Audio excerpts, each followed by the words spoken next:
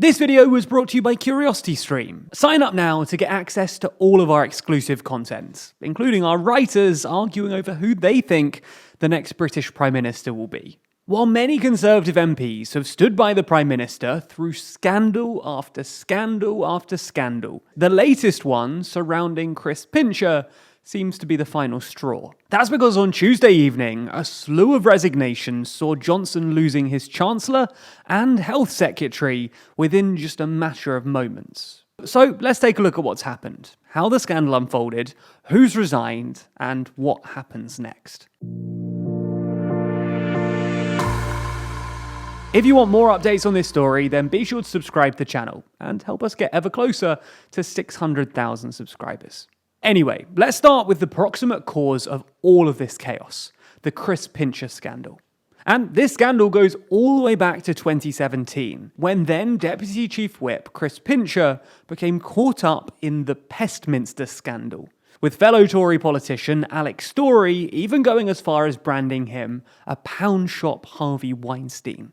When the news broke about this, Pincher lost his job and referred himself to the police and the party's complaints procedure. But Pincher wasn't gone long, because in 2019, the new Prime Minister, Boris Johnson, decided to appoint him as Minister for Europe and the Americas. And since then, Pincher has slowly but surely been climbing back to his old post. But things really started going downhill for Pincher Thursday last week, when Pincher allegedly got drunk and groped two men.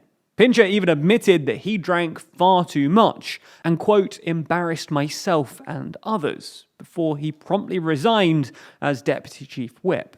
Now, originally, the government said that they wouldn't be kicking Pincher out of the party because of this scandal, which certainly raised some eyebrows, not just because, well, having an alleged sex pest on your roster isn't exactly a good look, and because similar MPs have been kicked out for similar things. So, perhaps unsurprisingly, after just 24 hours of pressure, the government U-turned and removed the whip from Pincher. Now, given Pincher's history, people began to ask what Johnson was thinking when he reappointed him in 2019. Initially, Number 10 said that Johnson just wasn't aware of any specific allegations against Pincher. I don't believe he was aware. That's what I've been told today. You were asking more about more general rumours, and I've no idea what conversations have been had. I am aware that the Prime Minister was not aware of specific claims. I spoke with Number 10 both yesterday and today, and I asked them firmly and clearly for an answer on this, and I've been given categorical assurance that the Prime Minister was not aware of any serious specific allegation. I don't think the Prime Minister is aware of any substantiated complaints to the extent that they would trigger a formal mechanism. The problem is that this argument just isn't all that plausible, given that the allegations about Pincher are not only public knowledge, but also were widely publicised just a few years ago. And to make matters worse, on Saturday, Dominic Cummings even claimed that Johnson himself used to refer to him as Pincher by name, Pincher by nature, suggesting that Johnson was all too aware of the allegations. Then, on Sunday, 6 new claims of inappropriate behaviour by Pincher emerged, making it even less plausible that Johnson didn't know. So on Monday, Number 10 decided to change their line, instead claiming that Johnson hadn't been made aware of any serious, specific allegations that had led to a formal mechanism. Unfortunately for Number 10, though, this line only lasted a day, when Lord MacDonald claimed that the Prime Minister was briefed in person about the investigation and outcome of the investigation into Chris Pincher, saying that the Number 10 line over the weekend was simply not true. In response to this revelation, Michael Ellis defended the Prime Minister by basically arguing that he forgot he was told about Mr. Pincher. Last week, when fresh allegations arose, the Prime Minister did not immediately recall the conversation in late 2019 about this incident. As soon as he was reminded, the Number 10 press office corrected their public lines. Later in the day, Johnson himself got on the airwaves to apologise for ever appointing Pincher. Yes, I think it was a mistake, and I apologise for it. I think in hindsight it was the wrong thing to do. I apologise to everybody who's been badly affected by it, and I just want to make absolutely clear that there's no place in this government for anybody who is predatory or who abuses their position of power. Now, this mess of communication over the last few days has caused some serious friction, especially among government ministers. And that's because the government's bound by collective cabinet responsibility, meaning that ministers are expected to defend the Prime Minister as long as they have a job within their government. It seems, though, that arguing that Johnson forgot he knowingly appointed an alleged sex pest into government was a bridge too far for many members of his cabinet. The first to fall was Health Secretary Sajid Javid, followed promptly by Chancellor Rishi Sunak. Both of them made it clear in their letters that the Pincher scandal was the straw that broke the camel's back, and both accused Johnson of lacking competence. These two might have been the beginning, but they started a whole wave of resignations, from more senior politicians to those lower in the hierarchy, with resignations continuing far into the following day. And it was these resignations that set the stage for what ended up being an incredibly feisty Prime Minister's questions yesterday, a session which was immediately followed by the resignation speech of Health Secretary Sajid Javid. Now, Starmer's focus in PMQs was not so much on the resignation themselves, but the thing that caused them, the Chris Pincher scandal. Prosecuting rapists, I heard that from victims all the time. Victims said they froze because it's not about sex, it's about power. And the power the disgraced government minister had was handed to him by that Prime Minister. And he's only in power because he's been propped up for months by a corrupted party defending the indefensible. Mr. Speaker, the difference between this government and that opposition is we have a plan and they do not. We're getting on with it. They want to focus on this type of issue, Mr. Speaker. We're going to get on with our jobs. As I said a moment ago, PMQs was followed up by Javid's resignation speech. A speech that was actually quite telling about the mood of some in cabinet. I also believe a team is as good as its team captain, and that a captain is as good as his or her team. It's not fair on ministerial colleagues to go out every morning defending lines that don't stand up and don't hold up. And it's not fair on Conservative members and voters who rightly expect better standards from the party they supported.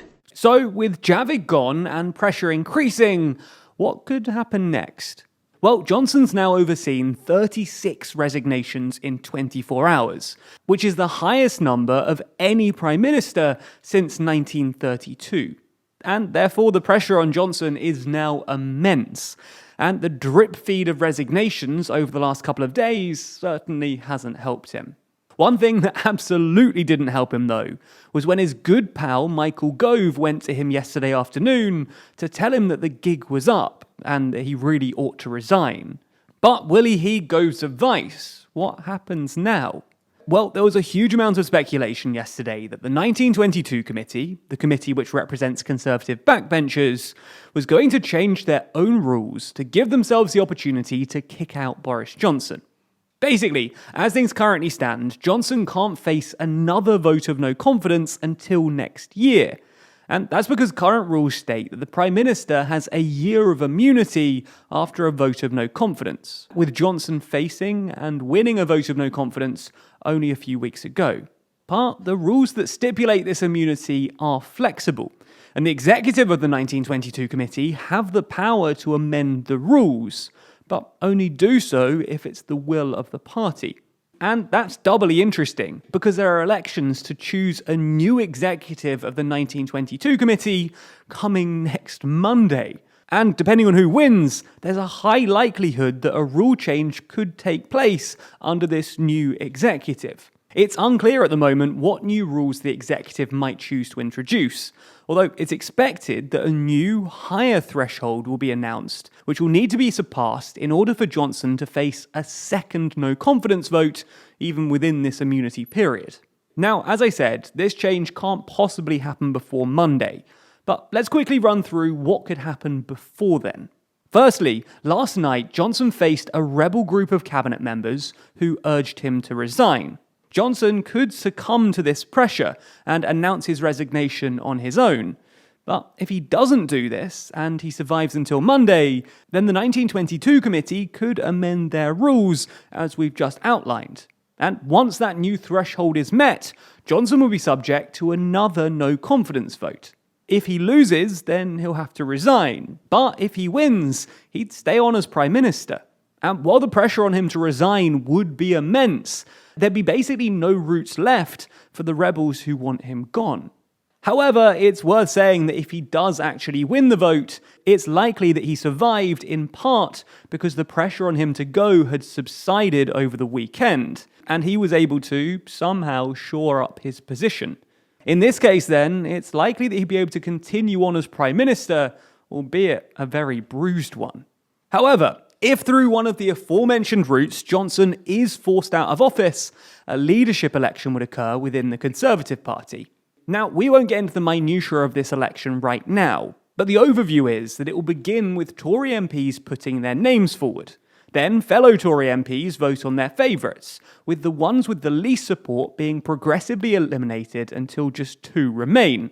These 2 will then be presented to the wider Conservative membership, who will vote on who they'd like as their leader, with the winning person becoming the new Conservative leader and therefore the new Prime Minister. Anyway, the point here is that there's a lot of pressure on Johnson at the moment, and while there are many different routes for him to be ousted, there aren't that many options if he wants to stay on as Prime Minister. And therefore, it looks very likely that he won't be residing in number 10 for much longer. But this is British politics we're talking about, so I suppose anything is possible.